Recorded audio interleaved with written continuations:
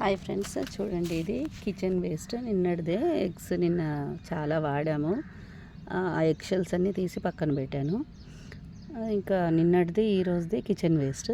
So దీన్నే ఎరువులాగా ఎలా మార్చుకుంటామంటే, ఇది చెట్లు ఉన్నాయి మా దగ్గర ఇక్కడన్నీ. ఇవి చూడండి, ఎండుమిర్చి విత్తనాలు వేసాను. సో ఎండుమిర్చి చాలా వరకు పచ్చిమిర్చి పెరగడానికి చాలా చెట్లు వచ్చేసాయి ఇక్కడ. మనం ఎండుమిర్చి వాడతాం కదా ఇంట్లో, ఆ మిగిలిన విత్తనాలు ఉంటాయి కదా దాంట్లోవి, ఆ ప్యాకెట్లోవి, అవి తెచ్చి ఇక్కడ వేసాను.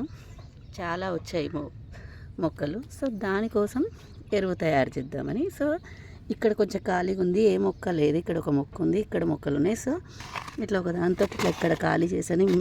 ఈ మట్టి ఆల్రెడీ చాలా లూజ్గా ఉంటుంది. సో ఇట్లా ఖాళీ చేసి ఇక్కడ అది వేస్తే సరిపోతుంది. వేసి క్లోజ్ చేయొచ్చు. సో ఇప్పుడు మన కిచెన్ వేస్ట్ ఉంటుంది కదా, ఏదైనా సరే దాంట్లో వేసేయటమే. చూడండి,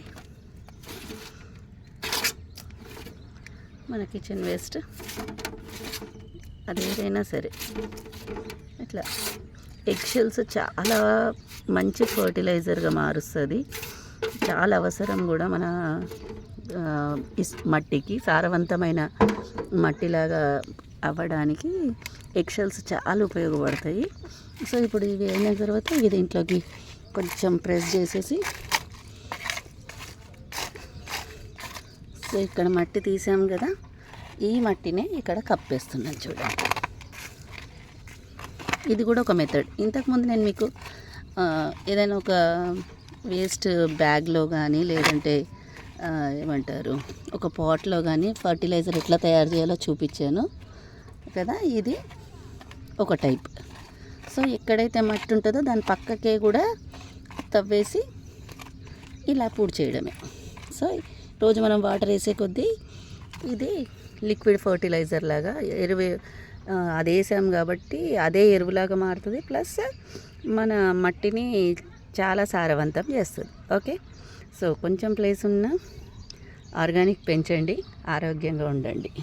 అవి తిన్నామంటే, ఆర్గానిక్ తింటే ఆటోమేటిక్ మనం ఆరోగ్యంగా ఉంటాము. సో నవ్వేడేస్ చాలామందికి వర్క్ ఫ్రమ్ హోమ్ ఇస్తున్నారని విన్నాము. సో మీరు ఎట్లాగో వర్క్ ఫ్రమ్ హోమ్ చేస్తున్నారు కాబట్టి కొంత టైంని మీ కొంత టైంని చెట్ల కోసం కేటాయించండి. దాని నుంచి వచ్చే రిజల్ట్స్ చాలా చాలా బాగుంటాయి. ఓకే, ట్రై చేయండి. ఆర్గానిక్ తినండి, మళ్ళీ ఆరోగ్యంగా ఉండండి.